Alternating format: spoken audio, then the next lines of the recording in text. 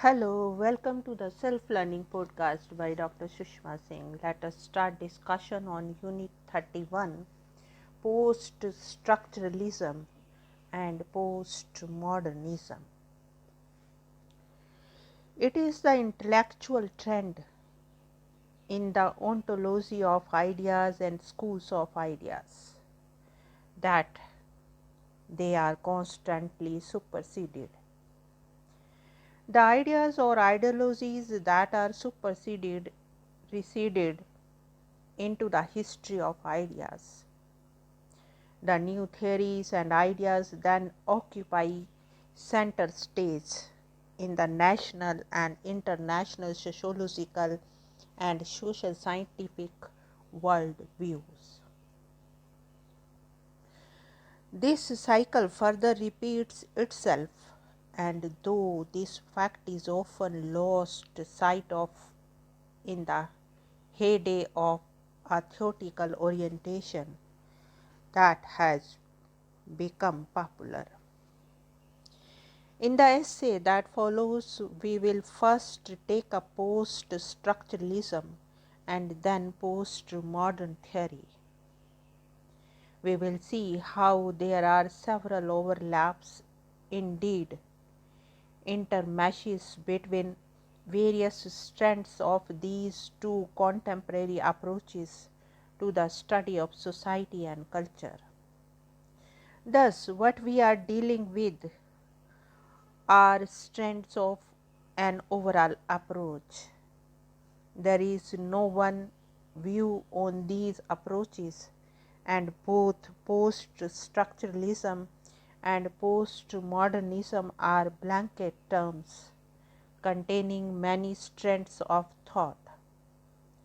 Let us turn now to post-structuralism first. What does the term indicate?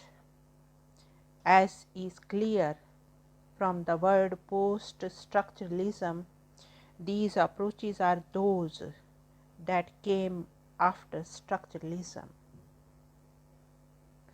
These theories and approaches sought to seek insights into society by critiquing and deconstructing social and cultural processes.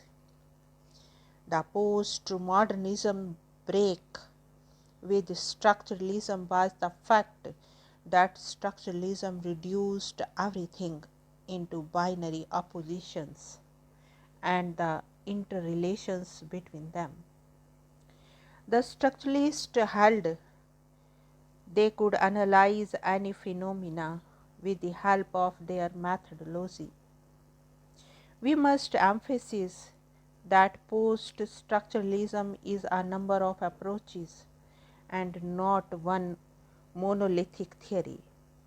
However, these approaches have in common their point of departure, a critique of structuralism. Now let us move to the next point, critique of structuralism. Post-structuralists often point out in their various writings that meaning in language is diverse and open to many different interpretations. Yet, to get to the meaning of a text, it can be deconstructed and is different from its apparent or surface meaning. That is, different meanings can be assigned to a single text depending upon the perspective taken, as would be clear by now that post-structuralism proceeds as a critique of structuralism, which is itself bounded by its own linguistic boundaries. Structuralism, however, was found to be inadequate as an explanation of social process and phenomena. Thus, we find that structuralism did not pay heed to historical processes and is ahistorical. Applied the rules of linguistics to societal processes, which is a questionable procedure.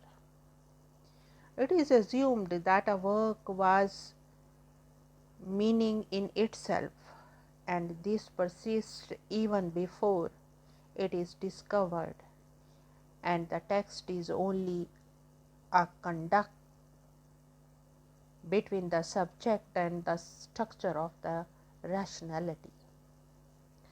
Thus, the structuralists argue that it is language and its structure which itself produces reality, and since it is language that is responsible for thought, it determines man's perceptions, whatever they may be.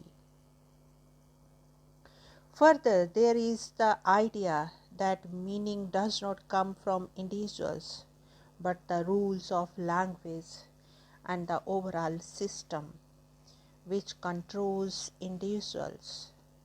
Therefore, the individual is subordinated and superseded by the structure. It is the structure which produces meaning, not the individual. It is specifically language which is at the base of such domination over the individual. Now let us move to the next point, post-structural theories. As can be seen, post-structural theories do not agree with the structuralists in several key areas of analysis and understanding. We will now turn to these and see how the two differ.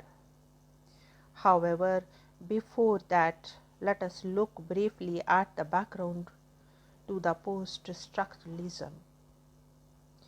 By the 1950s, the influence of structuralism had set in. Saussure was of the view that the meaning had to be found in the structure of the whole language. It could not be discovered in individuals' words and had to have an overall linguistic setting, that is, the language as a whole. We find that around the 1960s, the structuralist movement tried to amalgamate the ideas of Marx, Freud, and Saussure.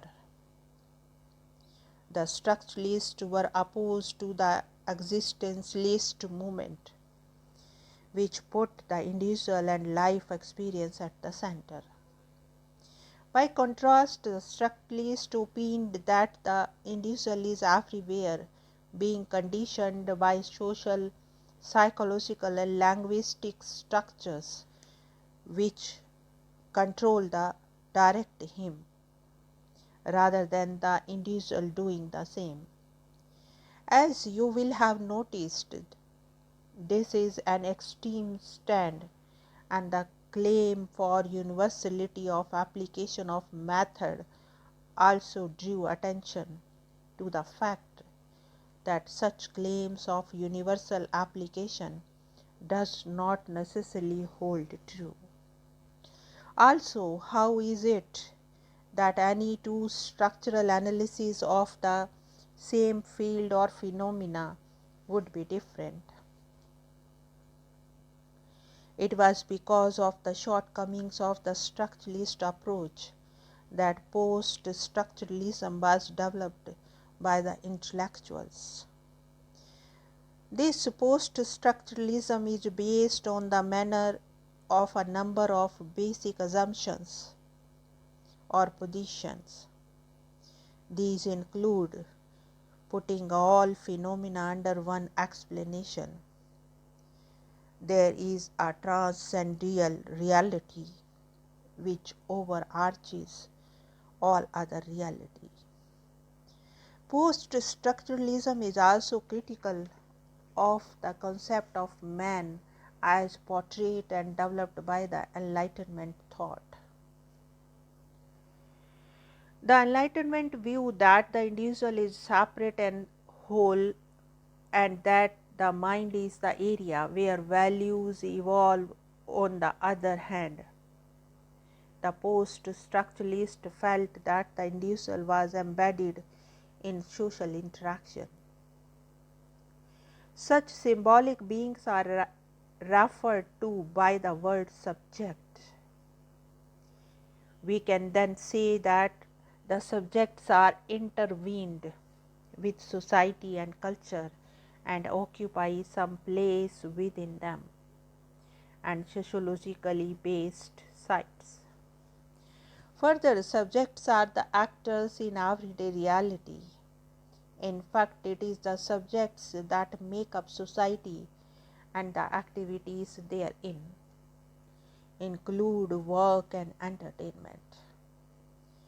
We could add here that the subject's meaning and values are embedded in the identities of groups and the activities which lead them to having an identity. Thus, these approaches that we are discussing have often been dubbed anti-humanist because post-structuralism is against the divine or transcendental wholeness, as was the humanist theory view. However, anti-humanist is a misnomer and is actually another way of looking at human beings, one that is essentially not against individual persons. Further, we find that while structuralism presents reality as relations between the binary oppositions, post-structuralism vision of reality is a fragmented one. Social process and cultural relations are not viewed as neat oppositions.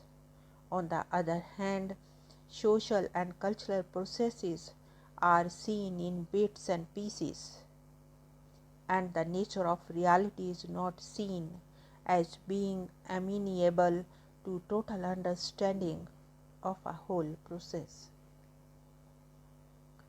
Parts of social process can be focused upon the analyzed.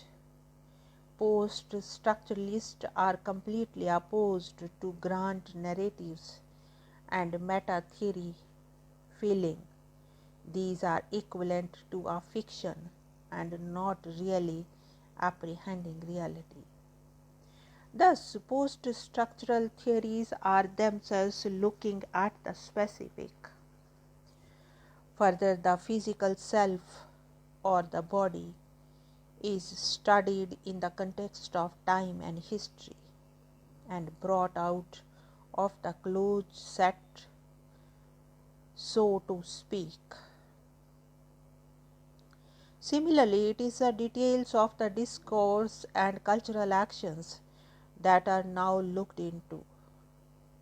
Further, the role of language in building social and cultural reality is also evident in the work of the post-structuralist.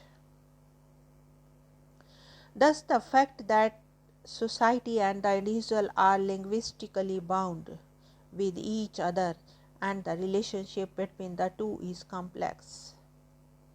This stand clearly negates the earlier assumptions of the social scientists that language was easy to comprehend and use, and that there were no ambiguities regarding language use. The post-structural theories negate this as an erroneous assumption. In fact, reality itself is constructed within the social matrix and continues to reproduce itself over time. Now let us wind up the session and take rest. Thank you very much for engaging yourself with the Self Learning Podcast.